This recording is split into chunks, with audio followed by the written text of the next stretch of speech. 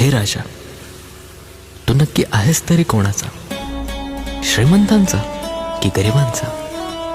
फक्त कार्यकर्त्यांचा की संपूर्ण समाजाचा?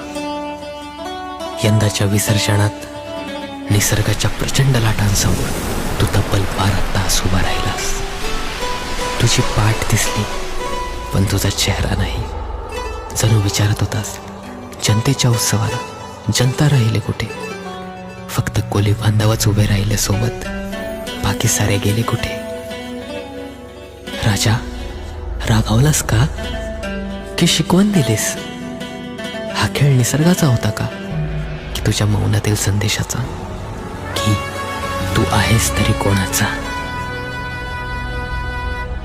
पण शेवटी तू स्वतःच सांगितलंस, तू कोणाचा आहेस? तू आमचा आहेस. तू आम्हा सामान्य जनतेचा आहेस.